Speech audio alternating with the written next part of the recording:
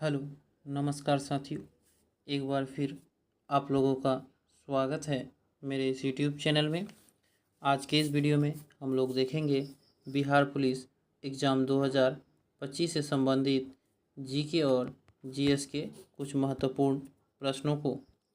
तो बिना देरी किए हुए चलते हैं आज के पहले प्रश्न की ओर। आज का पहला प्रश्न है, भारतीय रिजर्व बैंक का राष्ट्रीयकरण कब हुआ था? 1949 में, 1935 में, 1990 में या 1980 में? तो इस प्रश्न का सही उत्तर होगा साथियों कि भारतीय रिजर्व बैंक का राष्ट्रीयकरण जो हुआ था वह वर्ष 1949 में हुआ था। 1 जनवरी 1949 को भारतीय रिजर्व बैंक का राष्ट्रीयकरण हुआ था और वर्ष 1935 में भारतीय रिजर्व बैंक का स्थापना हुआ था। भारतीय रिजर्व बैंक का साथियों मुख्यालय जो है मुंबई में है। इसे भी आप लोग याद रखेंगे कि भारतीय रिजर्व बैंक का मुख्यालय मुंबई में स्थित है। भारतीय रिजर्व बैंक के प्रथम भारतीय गवर्नर जो थे वह सीडी देशमुख थे। इसे भी आप लोग याद रखें क्योंकि कभी कभी इसे भी प्रश्न पूछ दिया जाता है कि भारतीय रिजर्व बैंक के प्रथम भारतीय गवर्नर कौन थे, तो सीडी देशमुख। और वर्तमान समय में भारतीय रिजर्व बैंक का जो गवर्नर है वह संजय मल्होत्रा है। इसे भी आप लोग याद रखेंगे कि वर्तमान समय में भारतीय रिजर्व बैंक के गवर्नर कौन है, तो संजय मल्होत्रा है। चलते हैं प्रश्न नंबर 2 की ओर। प्रश्न नंबर 2 कह रहा है, विश्व में गेहूं उत्पादन में भारत का स्थान है पहला, दूसरा, तीसरा या चौथा? इसका सही उत्तर होगा कि विश्व में गेहूं उत्पादन में भारत का स्थान दूसरा है। भारत का स्थान दूसरा है। चीन का स्थान जो है साथियों वह पहला है। इसे भी याद रखेंगे कि गेहूं उत्पादन में चीन विश्व में पहला देश है और भारत जो है वह दूसरा देश है। प्रश्न नंबर 3 कह रहा है कि मुस्लिम लीग की स्थापना कब हुई थी? तो आप लोग बताएंगे साथियों कि मुस्लिम लीग की स्थापना कब हुई थी। तो आप लोगों को पता होगा कि ढाका में मुस्लिम लीग की स्थापना वर्ष 1906 में हुआ था। इसलिए ऑप्शन नंबर सी इसका सही उत्तर होगा कि मुस्लिम लीग की स्थापना वर्ष 1906 ढाका में हुआ था। अगला प्रश्न है प्रश्न नंबर 4। प्रश्न नंबर 4 कह रहा है, निम्न में से कौन सा वायुमंडलीय प्रदूषक नहीं है? Hydrocarbon, carbon monoxide, carbon dioxide या सल्फर डाइऑक्साइड? यानी वायुमंडलीय प्रदूषक नहीं है। तो इसका सही उत्तर होगा कार्बन मोनोऑक्साइड।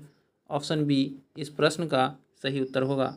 साथियों, इस वीडियो के माध्यम से आप लोगों को जितने भी प्रश्न करवाए जाते हैं या बिहार पुलिस एग्ज़ाम 2025 से संबंधित काफ़ी महत्वपूर्ण प्रश्न हैं। इसी तरह के ही प्रश्न बिहार पुलिस के एग्ज़ाम में पूछे जाते हैं। अगला प्रश्न है प्रश्न नंबर 5। प्रश्न नंबर 5 कह रहा है, फर्रुखसियर किसके सहयोग से मुग़ल बादशाह बना? जुल्फ़िकार खां, सैयद बंधु, मोहम्मद अमीर खां या मीर जुमला? यानी कहा जाता है कि मुग़ल शासक फर्रुखसियर जो थे वह किसके सहयोग से मुग़ल बादशाह बना? तो इसका सही उत्तर होगा सैयद बंधु के सहयोग से। Option number B. मुग़ल वंश का स्थापना 1526 में बाबर के द्वारा किया गया था। इसे भी आप लोग याद रखेंगे। अगला प्रश्न है प्रश्न नंबर 6। प्रश्न नंबर 6 कह रहा है कि बक्सर का युद्ध जो है 1764 में जो हुआ था, तो उस समय दिल्ली का शासक कौन था? औरंगजेब, शाह आलम प्रथम, बहादुर शाह जफर या शाह आलम द्वितीय? तो इसका सही उत्तर होगा कि बक्सर के युद्ध 1764 के समय दिल्ली का जो शासक था शाह आलम द्वितीय था। ऑप्शन नंबर डी इसका सही उत्तर होगा।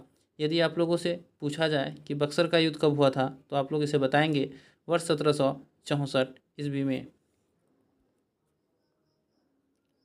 प्रश्न नंबर 7 है कि भारत का प्रथम गवर्नर जनरल या वायसराय कौन था? Lord Hastings, Lord Canning, Lord Minto या लॉर्ड कर्जन? तो इसका सही उत्तर होगा कि भारत का प्रथम गवर्नर जनरल जो थे वह लॉर्ड कैनिंग थे।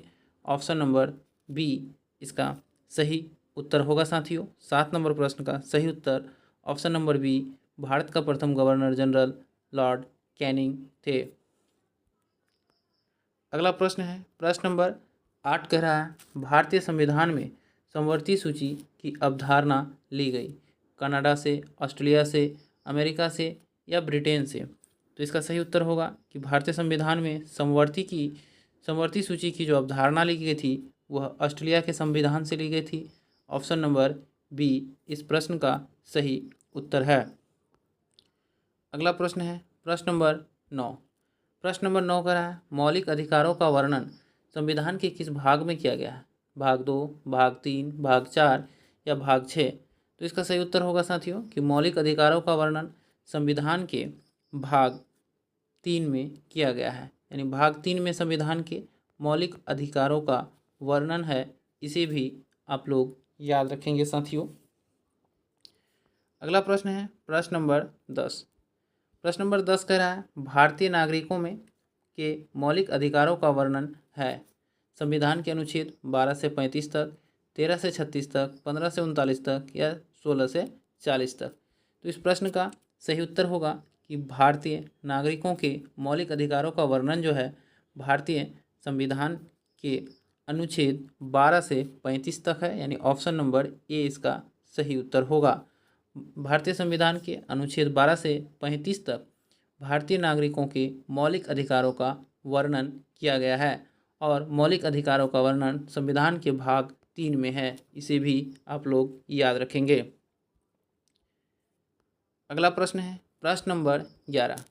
प्रश्न नंबर 11 का है विश्व का सबसे बड़ा महाद्वीप है।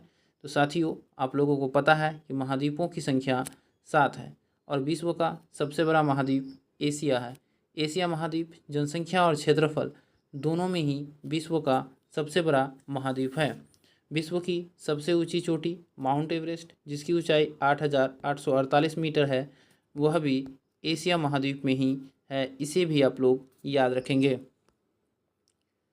प्रश्न नंबर 12 कह रहा है किस महाद्वीप को श्वेत महाद्वीप के नाम से जाना जाता है। तो इसका सही उत्तर होगा अंटार्कटिका महाद्वीप को श्वेत महाद्वीप के नाम से जाना जाता है क्योंकि यहाँ सिर्फ बर्फ़ ही बर्फ़ है, जिस कारण इसे श्वेत महाद्वीप के नाम से जाना जाता है।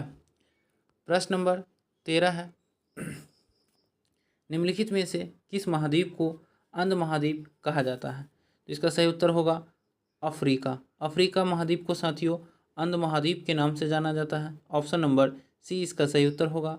सभी महाद्वीपों में सबसे बड़ा महाद्वीप एशिया है और सबसे छोटा महाद्वीप ऑस्ट्रेलिया है। इसे भी आप लोग याद रखेंगे। ऑस्ट्रेलिया महाद्वीप को कंगारुओं का महाद्वीप भी कहा जाता है। महाद्वीपों की संख्या 7 है। चलते हैं प्रश्न नंबर 14 की ओर। प्रश्न नंबर 14 कह रहा है अफ्रीका महाद्वीप में प्रवाहित होने वाली सबसे लंबी नदी है कांगो, नील, नाइजर या जाम्बेजी। तो इसका सही उत्तर होगा कि अफ्रीका महाद्वीप में प्रभावित होने वाली सबसे लंबी नदी नील नदी है। ऑप्शन बी इस प्रश्न का सही उत्तर होगा कि अफ्रीका महाद्वीप में प्रभावित होने वाली सबसे लंबी नदी वह नील नदी है जो अफ्रीका महाद्वीप में प्रवाहित होती है। अगला प्रश्न है प्रश्न नंबर 15। प्रश्न नंबर 15 कहता है ताप का एसआई मात्रक है। तो इसका सही उत्तर होगा केल्विन। ताप का जो एसआई मात्रक है वह केल्विन है साथियों। इसे भी आप लोग ध्यान रखेंगे। प्रश्न नंबर 16 कह रहा है कि बर्फ़ पर दाब बढ़ाने से उसका गलनांक घट जाएगा, बढ़ जाएगा, अपरिवर्तित रहेगा या शून्य हो जाएगा। तो इसका सही उत्तर होगा कि बर्फ़ पर दाब बढ़ाने से उसका गलनांक जो है वह घट जाएगा। ऑप्शन नंबर ए इस प्रश्न का सही उत्तर होगा कि बर्फ़ पर दाब बढ़ाने से उसका गलनांक जो है घट जाता है। प्रश्न नंबर 17 है जो आज का इस वीडियो का अंतिम प्रश्न है कि फलों का अध्ययन को कहते हैं एस्पर्मोलॉजी, एंथोलॉजी, पीडोलॉजी या पोमोलॉजी। तो आप लोग बताएंगे इसका आंसर क्या होगा। तो फलों का अध्ययन को कहा जाता है पोमोलॉजी। ऑप्शन नंबर डी इस प्रश्न का सही उत्तर होगा। साथियों आप लोग कमेंट बॉक्स के माध्यम से बताएंगे कि इन 17 प्रश्नों में से आप लोगों का कितना प्रश्न सही हुआ। तो धन्यवाद साथियों, फिर मिलते हैं अगले वीडियो में। तब तक के लिए जय हिंद।